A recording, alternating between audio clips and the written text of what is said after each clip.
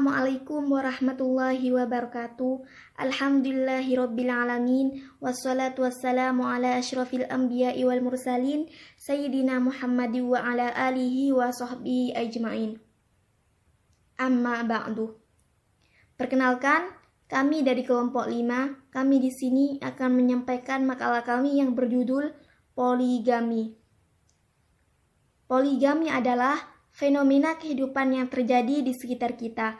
Istilah poligami sering terdengar, namun tidak banyak masyarakat yang dapat menerima keadaan ini. Kata poligami sendiri berasal dari bahasa Yunani, poli dan gami, yaitu poli berarti banyak dan gami berarti laki-laki. Jadi arti dari poligami adalah laki-laki yang beristri lebih dari satu orang wanita dalam satu ikatan perkawinan. Seperti seorang suami mungkin mempunyai 2 istri atau lebih pada saat yang sama, sangat banyak wanita yang menolak terjadinya poligami dalam keluarganya dengan berbagai alasan yang diyakininya. Namun, terdapat pula beberapa wanita yang menerima konsep poligami dalam keluarganya. Terdapat beberapa contoh perilaku poligami yang didukung oleh istri, seperti memilihkan calon istri atau bahkan istri pertama yang meminangkan wanita lain, bertambahnya jumlah wanita yang menua tapi belum menikah, serta dampak negatif yang ditimbulkannya terhadap kehidupan masyarakat atau rasa tanggung jawab wanita. Poligami termasuk persoalan yang masih kontroversi, mengundang berbagai persepsi pro dan kontra. Poligami dalam hukum Islam. Pada dasarnya, asas perkawinan dalam Islam adalah monogami. Hal ini dapat dipahami dari surah An-Nisa ayat 3 yang berbunyi, A'udzu billahi minasyaitonir rajim wa in khiftum alla tuqsitu fil yatama fankihu ma taba lakum minan nisa'i mathna wa thulatha wa ruba' fa in khiftum alla ta'dilu fawahidatan aw ma malakat aymanukum dzalika adna alla ta'ulu. Artinya, dan jika kamu takut tidak akan dapat berlaku adil terhadap hak-hak perempuan yang yatim, bila mana kamu mengawininya, maka kawinilah wanita lain yang kamu senangi, 2, 3, ataupun 4. Kemudian jika kamu takut tidak dapat berlaku adil, maka kawinilah seorang saja atau budak-budak yang kamu miliki, yang kemudian itu adalah lebih dekat kepada tidak berbuat aniaya. Kendati Allah Subhanahu wa Ta'ala memberi peluang untuk beristri sampai 4 orang, tetapi peluang itu dibarengi oleh syarat-syarat yang sebenarnya cukup berat untuk ditunaikan, kecuali oleh orang-orang tertentu saja. Allah Subhanahu wa Ta'ala membarengi kebolehan berpoligami dengan ungkapan, jika kamu takut atau cemas tidak akan dapat berlaku adil, maka kawinilah satu perempuan saja. Firman Allah Subhanahu wa Ta'ala surah Nisa ayat 3 tersebut selalu dipahami sebagai dasar kebolehan berpoligami. Dalam ayat tersebut, untuk kebolehan berpoligami hanya dipersyaratkan dapat berlaku adil. Hal ini dipahami secara kontradiktif dari mafhum ayat yang jika diungkapkan secara lengkap akan menjadi, jika kamu tidak yakin dapat berlaku adil, cukupkanlah dengan istri satu saja. Namun, apabila kamu benar-benar yakin akan dapat berlaku adil, silakan menikahi perempuan 2 atau 3 atau 4 sebagai istrimu. Secara implisit, Al-Quran membolehkan berpoligami, namun tidak menentukan persyaratan apapun secara tegas, kecuali hanya memberikan warning. Apakah kamu yakin apabila berpoligami nantinya akan mampu berlaku adil?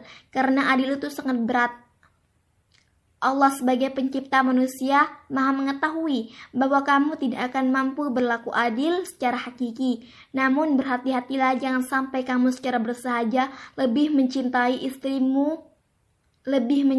sebagian istrimu dan mengabaikan yang lain. Dengan demikian, adil yang dinyatakan dalam Al-Quran surah An-Nisa ayat 3 dan ayat 129 bukan merupakan syarat kebolehan berpoligami, melainkan kewajiban suami ketika mereka berpoligami. Syarat adil bagi kebolehan berpoligami bukanlah syarat hukum, akan tetapi adalah syarat agama, dengan pengertian bahwa agama yang menghendakinya. Karena yang dikatakan syarat hukum itu adalah yang dituntut adanya sebelum adanya hukum. Seperti wudu, selaku syarat sahnya sholat dituntut adanya sebelum sholat. Karena sholat tidak sah dilakukan kecuali dengan wudu. Maka sholat dan wudu tidak dapat berpisah selama sholat belum selesai. Sedangkan adil tidak dapat dijadikan syarat sahnya poligami karena adil itu belum dapat diwujudkan sebelum terwujudnya poligami. Oleh karena itu, adil adalah syarat agama yang menjadi salah satu kewajiban suami setelah melakukan poligami. Selain itu, syarat hukum mengakibatkan batalnya hukum ketika batal syaratnya. Tetapi syarat agama tidak demikian, melainkan hanya mengakibatkan dosa kepada Tuhan.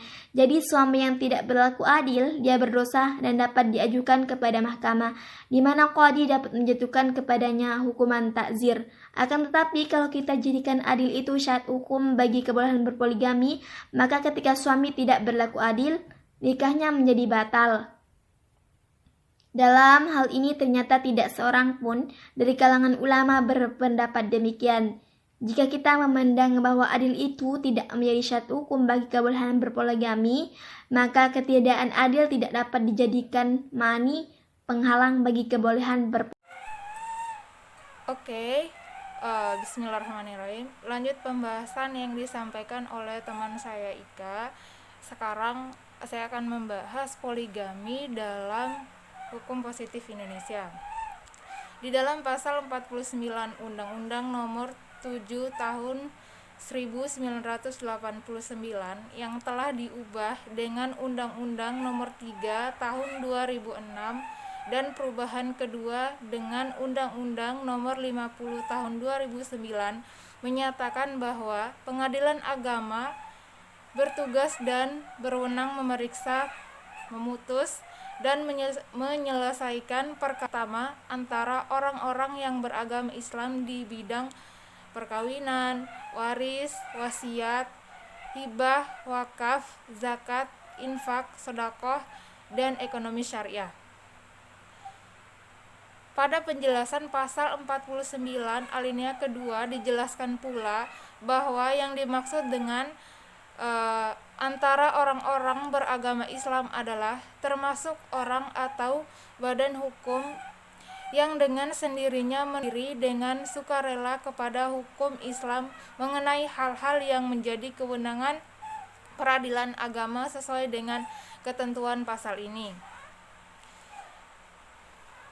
Kemudian pada penjelasan huruf A, pasal ini dinyatakan bahwa yang dimaksud dengan perkawinan adalah hal-hal yang diatur dalam atau berdasarkan undang-undang mengenai perkawinan yang berlaku, yang dilakukan menurut syariah, yang antara lain adalah izin beristri lebih dari seorang. Izin beristri lebih dari seorang atau istilah yang umum digunakan adalah izin poligami. Dalam penjelasan pasal 29 alinea kedua sebagaimana di atas dinyatakan termasuk dalam lingkup pengertian perkawinan dan tentunya menjadi kewenangan absolut pengadilan agama sepanjang subjek hukumannya adalah orang-orang Islam dan perkawinan yang dilakukan menurut syariat Islam. Atas dasar kewenangan yang diberikan undang-undang sebagaimana uraian di atas, Pengadilan Agama Islam secara absolut berwenang memeriksa dan memutus perkara permohonan izin poligami yang diajukan kepadanya. Adapun yang menjadi alasan-alasan dan syarat-syarat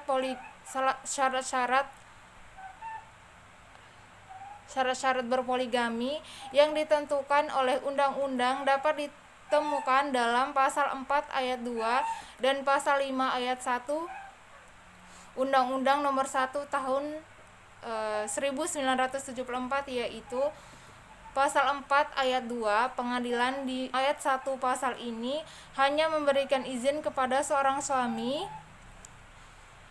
yang akan beristri lebih dari seorang apabila 1.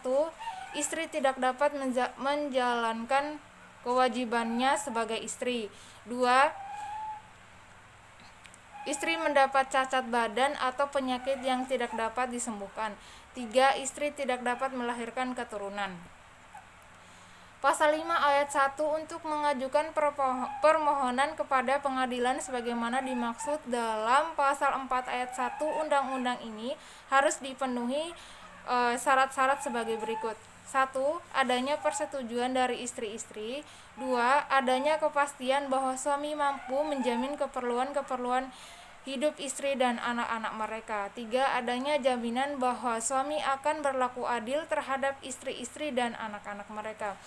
Izin berpoligami oleh pengadilan agama dapat diberikan apabila alasan suami telah memenuhi alasan-alasan alternatif sesuai ketentuan pasal 4 ayat 2 dan syarat-syarat kumulatif yang tercantum dalam pasal 5 ayat 1 Undang-Undang Nomor 1 Tahun 1974 sebagaimana tersebut di atas. Adapun ketentuan-ketentuan yuridis formil yang menjadi dasar hukum pemberian izin poligami diatur dalam Undang-Undang Nomor 1 Tahun 1974 tentang perkawinan, Sungko Peraturan Pemerintah Nomor 9 Tahun 1975, Junto Instruksi Presiden Nomor 1 Tahun 1991 tentang kompilasi hukum Islam, Undang-Undang Nomor 1 Tahun 1974 Pasal 3 ayat 2, Junto Pasal 43 Peraturan Pemerintah Nomor 9 Tahun 1975 menyatakan bahwa pengadilan dapat memberi izin kepada seorang suami untuk beristri lebih dari seorang apabila dikehendaki pihak-pihak yang bersangkutan. Selain itu, dalam pasal 4 ayat 1 dinyatakan dalam hal seorang suami akan beristri lebih dari seorang sebagaimana tersebut dalam pasal 3 ayat 2 undang-undang ini, maka ia wajib mengajukan permohonan kepada pengadilan di daerah tempat tinggalnya. Depak RI 1997. Instruksi Presiden Nomor 1 Tahun 1991 tentang kompilasi hukum Islam memberikan landasan hukum pemberian izin poligami melalui pasal 56 ayat 3 yang menyatakan bahwa perkawinan yang dilakukan dengan istri kedua, ketiga, atau keempat tanpa izin dari pengadilan agama tidak mempunyai kekuatan hukum. Tujuan kompilasi hukum Islam adalah unifikasi hukum Islam yang diberlakukan bagi umat Islam menurut kondisi dan kebutuhan hukum masyarakat Islam Indonesia. Unifikasi hukum Islam tersebut dilakukan berlandaskan atas pemikiran hukum para ahli hukum Islam tentang perlunya transformasi hukum Islam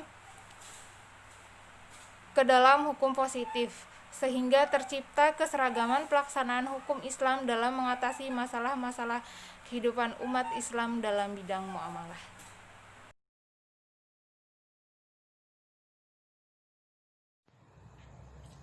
Baik, di sini saya akan melanjutkan mengenai kesimpulan dari makalah tentang tema poligami. Poligami harus berlandaskan asas keadilan, sebagaimana firman Allah SWT dalam Quran surat An-Nisa ayat 3 yang artinya, kemudian jika kamu takut tidak akan berlaku adil, maka kawinilah seorang saja atau budak-budak yang kamu miliki. Jadi seseorang tidak diperbolehkan menikahi lebih dari seorang istri jika mereka merasa tidak yakin akan mampu untuk berlaku adil kepada semuanya. Dalam Undang-Undang Republik Indonesia Nomor 1 Tahun 1974 dalam kompilasi hukum Islam mengenai tentang perkawinan, pada pasal 3 yang menyebutkan bahwa pada asasnya dalam suatu perkawinan, seorang pria hanya boleh mempunyai seorang istri, seorang wanita hanya boleh mempunyai seorang suami. Ayat yang kedua, pengadilan dapat memberi izin kepada seorang suami untuk beristri lebih dari seorang apabila dikehendaki oleh pihak-pihak yang bersangkutan. Pada pasal 4, ayat 1 menyebutkan, dalam hal seorang suami akan beristri lebih dari seorang, sebagaimana tersebut dalam pasal 3 ayat 2 undang-undang ini, maka ia wajib mengajukan permohonan kepada pengadilan di daerah tempat tinggalnya. Ayat 2 menyebutkan bahwa pengadilan dimaksud data ayat 1. Pasal ini hanya memberikan izin kepada seorang suami yang akan beristri lebih dari seorang apabila A. Istri tidak dapat menjalankan kewajibannya sebagai istri. B. Istri mendapat cacat badan atau penyakit yang tidak dapat disembuhkan. Dan yang poin C, istri tidak dapat melahirkan keturunan. Selanjutnya pada pasal 5, Untuk dapat mengajukan permohonan kepada pengadilan sebagaimana dimaksud dalam pasal 4 ayat 1, undang-undang ini harus dipenuhi syarat-syarat sebagai berikut. Poin A, adanya persetujuan dari istri. Poin B, adanya kepastian bahwa suami mampu menjamin keperluan-keperluan hidup istri-istri dan anak-anak mereka. Poin C, adanya jaminan bahwa suami akan berlaku adil terhadap istri-istri dan anak-anak mereka. Pasal 5 ayat 2 yang menyebutkan bahwa persetujuan yang dimaksud pada ayat 1 huruf A, pasal ini tidak diperlukan bagi seorang suami apabila istri atau istri-istrinya tidak mungkin dimintai persetujuannya dan tidak dapat menjadi pihak dalam perjanjian, atau apabila tidak ada kabar dari istrinya selama kurang-kurangnya 2 tahun, atau karena sebab-sebab lainnya yang perlu mendapat penilaian dari hakim pengadilan. Mungkin cukup sekian presentasi dari kelompok kami tentang poligami. Apabila ada kurang lebihnya, kami mohon maaf yang sebesar-besarnya. Apabila ada pertanyaan, kami persilahkan. Dan sebelumnya saya akhiri. Wassalamualaikum warahmatullahi wabarakatuh.